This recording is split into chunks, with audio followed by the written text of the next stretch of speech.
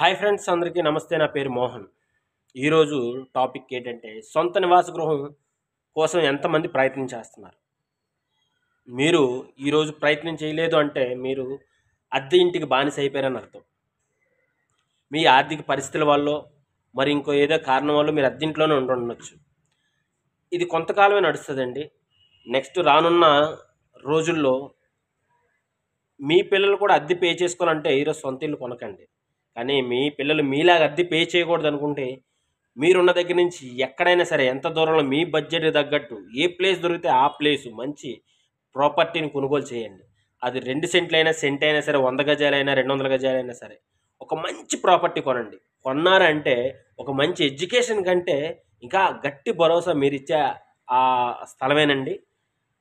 Next 10 to 20 years place కానీ ఈరోజు కొనకపోతే ఆ రోజు మీ మీ పిల్లలకి మీరే మంచి భరోసా ఇవ్వలేని తల్లిదండ్రులుగా మిగిలిపోతారు. అలాంటి రీమార్క్ ఉంచకండి. అవకాశం ఉంటే మీరుండగానే ఒక మంచి ప్లేస్ ఎక్కడైతే అక్కడ ప్రశాంతంగా బ్రతికే విధంగా ఎంత దూరం అయినా పర్లేదండి, మంచి ప్లేస్ కొనుక్కొని మంచి ఇల్లు కట్టడానికి ట్రై చేయండి. Thank you.